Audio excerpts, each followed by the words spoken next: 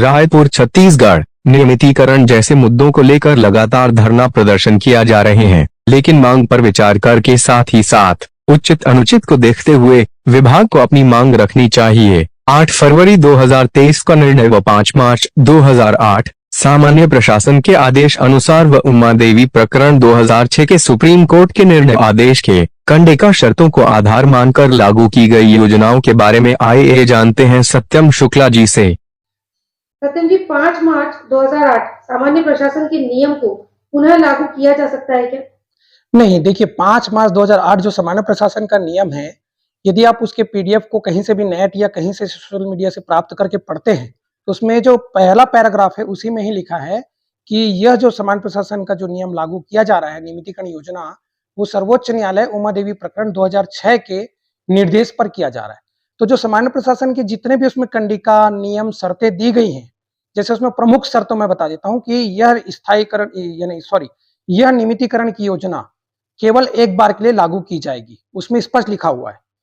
दूसरा, उसमें बहुत सारी ऐसी कंडिकाएं भी है जिसमें कहा गया है कि इसका जो है, ये जो 5 मार्च 2008 सामान्य प्रशासन के जो आदेश है, उसको दोबारा लागू नहीं किया जा सकता। साथ ही साथ इसमें जो जो नियम और नीतियां बनी हैं, निर्देश बने हैं, केवल उसी के मापदंड के आधार पर इस नियमितीकरण लोगों का किया जाएगा।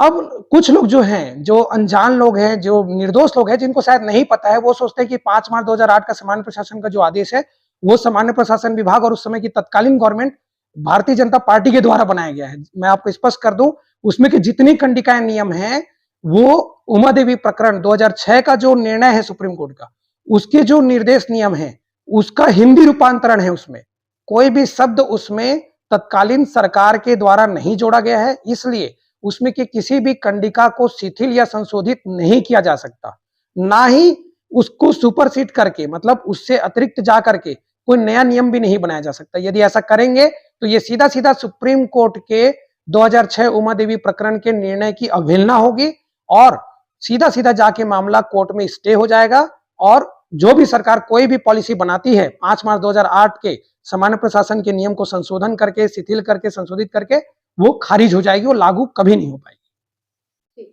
8 फरवरी 2023 के सुप्रीम कोर्ट के निर्णय के विषय में बताइए। देखिए 8 फरवरी 2023 को सुप्रीम कोर्ट का एक निर्णय आया था। उस निर्णय में क्या हुआ, मध्य प्रदेश के एक कर्मचारी हैं जो 1980 से काम कर रहे थे, उनके पास शैक्षणिक योग्यता भी थी और विभाग में वो एक पद के समकक्ष काम करते थे। वो पद के विरुद्ध काम नहीं करते थे, उस पद में उनकी नियुक्ति नहीं हुई थी।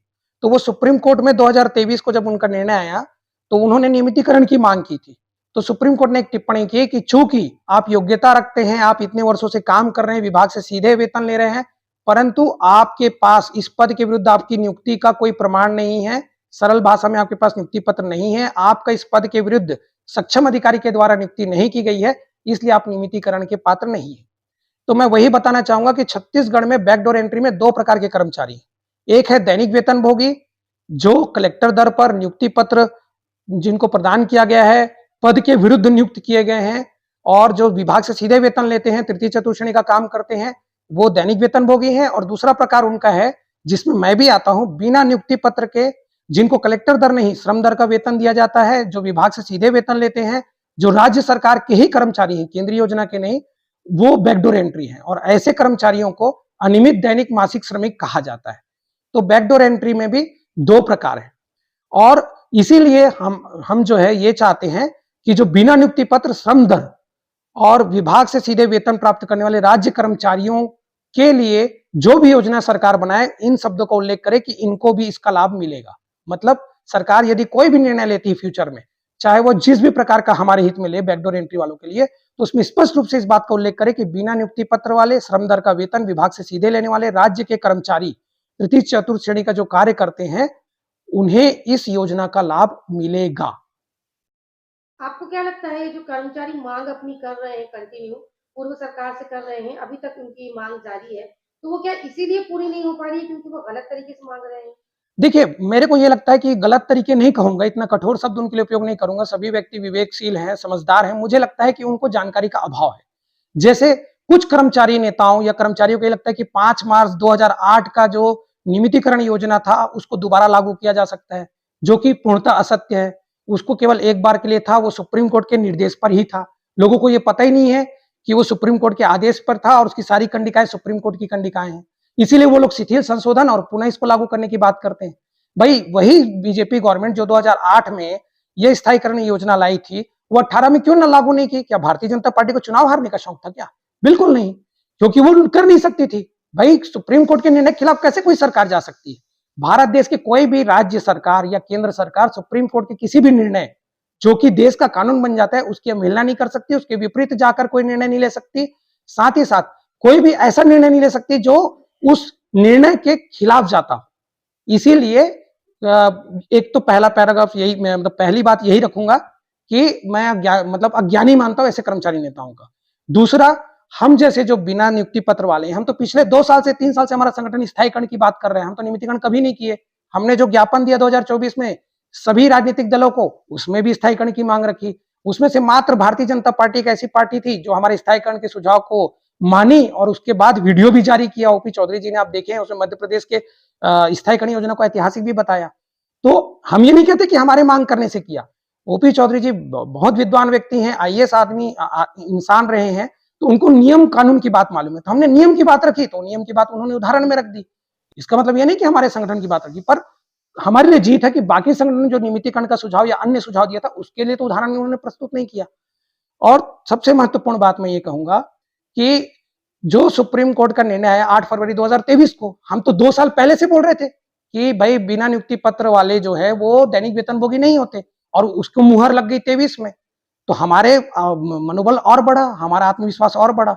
तो हम जैसे लोग जो बिना नियुक्ति पत्र श्रम दर का जो वेतन पाते हैं, विभाग के सीधे वेतन लेने वाले और राज्य सरकार के कर्मचारी जिनकी संख्या लगभग 36,000 है, उन लोगों के लिए हमारे संगठन का एक सूत्री मांग है, स्थायीकरण पहले भी था, अभी भी है, भविष्य में भी रहेगा।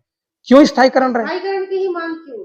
हाँ, स्थायीकरण की मांग इसलिए क्योंकि हम लोग क्या है, अनियमित दैनिक मासिक श्रमिक है। ये अनियमित शब्द मैं काल्पनिक रूप से नहीं जोड़ रहा हूं, बकायदा मैंने राज्यपाल महोदय को चिट्ठी लिखी थी। हमारी जानकारी सामान्य प्रशासन विभाग में नहीं जा रही थी, सामान्य प्रशासन विभाग ने निर्देश जारी किया, हमारे विभाग से जानकारी गई तो अनियमित के रूप में गई, दैनिक वेतनभोगी के रूप में हमारी जानकारी नहीं गई। किनकी? जो बिना नियुक्ति पत्र श्रम दर का वेतन लेते हैं, राज्य सरकार के कर्मचारी हैं, उनकी बात कर रहा हूं मैं। और ये उदाहरण है पीडब्ल्यूडी के लिए। और जो पीडब्ल्यूडी में बिना नियुक्ति श्रम दर और जो राज्य सरकार कर्मचारी वो अनियमित है, तो दूसरे विभाग के कैसे दैनिक वेतनभोगी हो सकते हैं? भाई हम सब तो सामान्य प्रशासन के अंदर आते हैं, पूरे 54 विभाग आते हैं।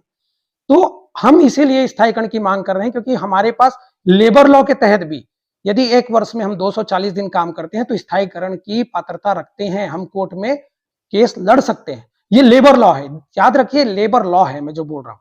ये दैनिक वेतनभोगी कर्मचारियों के लिए कैसे लागू होगा? उनके लिए तो नियुक्ति पत्र की बाध्यता है, उनको कलेक्टर दर मिलता है, उनको नियुक्ति पत्र देकर रखा जाता है, उनका तो नियमितीकरण ही संभव है। तो मैं ये भी क्लियर कर दूं कि जो भी दैनिक वेतनभोगी साथी हैं, जो नियुक्ति पत्र धारक हैं, कलेक्टर दर जिनको वेतन मिलता है और जो वास्तविक दैनिक वेतनभोगी, उनको स्थायीकरण की आवश्यकता नहीं, उनको नियमितीकरण ही मिलेगा और उनके लिए सरकार नियमितीकरण की योजना लाए। परंतु जो दैनिक वेतनभोगी के लिए जो भी योजना सरकार लागू करेगी, मैं अपने साथियों को अवगत कराना चाहता हूं, बिना नियुक्ति पत्र वालों को, कि यदि दैनिक वेतनभोगी के लिए सरकार भविष्य में कोई भी निर्णय लेती है, कोई भी कैबिनेट में फैसला लेती है कि दैनिक वेतनभोगियों का नियमितीकरण किया जाता है या स्थायीकरण किया जाता है, तो उसका लाभ बिना नियुक्ति पत्र वालों को नहीं मिलेगा। क्यों नहीं मिलेगा? कब तक नहीं मिलेगा? जब तक उसमें यह नहीं लिखा रहेगा कि बिना नियुक्ति पत्र श्रम दर वाले राज्य सरकार के कर्मचारी भी इसका लाभ ले सकेंगे या उन्हें भी स्थायीकरण योजना का लाभ मिलेगा। जब तक ये नहीं लिखा होगा तब तक हमें स्थायीकरण नहीं मिलेगा। इसीलिए हम पृथक से बिना नियुक्ति पत्र वालों के लिए स्थायीकरण की मांग कर रहे हैं, ताकि सरकार से कोई त्रुटि ना हो। वैसे सरकार बहुत ज्ञानी होती है, आईएएस लोगों की टीम होती है। और आप खुद सोचिए मैडम कि आप 20 साल हो गए, हम लोग वहीं के वहीं फंसे हुए हैं। यदि हमारी क्या सभी सरकार 15 साल पहले बीजेपी भी कुछ नहीं जानती थी, 5 साल की कांग्रेस भी नहीं जानती थी, तो क्या हम कर्मचारी नेता ही सर्वज्ञ थे क्या? हम ही लोग सब कुछ जानते थे क्या? क्या ऐसा नहीं हो सकता कि हमारे से कुछ गलती हो रही होगी? हम अपना अहंकार क्यों नहीं त्यागते? हमको एक सूत्री जो बिना नियुक्ति पत्र श्रम दर का वेतन राज्य सरकार के कर्मचारी हैं, बैकडोर एंट्री में, उनके लिए स्थायीकरण की मांग करने में क्या दिक्कत है?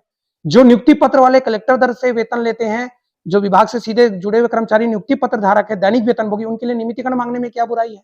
स्पष्ट मांग हम क्यों नहीं रखते हैं? और अभी भी हम लोगों को उम्मीद है, सरकार का ये शुरुआती दौर है। वैसे तो इस साल मुझे नहीं लगता कुछ होगा। क्यों? क्योंकि ये साल पूरा आचार संहिता में चला जाएगा। 8 फरवरी के बाद कभी भी आचार संहिता लगेगा जो जून तक रहेगा। उसके बाद में आपका सितंबर अक्टूबर में नगरीय निकाय चुनाव के लिए आचार संहिता लगेगा, फिर पंचायत चुनाव के लिए लगेगा, तो ये तो आचार संहिता का वर्ष हो गया। परंतु हम उचित मांग करेंगे, निरंतर करेंगे, और जैसे हमको उम्मीद है ओपी चौधरी जी ने हमारी मांग को सराहा है, ऐतिहासिक मांग कहा है स्थायीकरण योजना को, तो हमें लगता है कि कुछ ना कुछ इसमें समाधान जरूर निकलेगा। मैं सत्यम शुक्ला, प्रदेश प्रवक्ता, दैनिक श्रमिक मोर्चा, ये शॉर्ट में हमारे संगठन का नाम है दैनिक श्रमिक मोर्चा, वैसे पूरा नाम इसका सर्वविभागीय छत्तीसगढ़ दैनिक श्रमिक कर्मचारी मोर्चा है।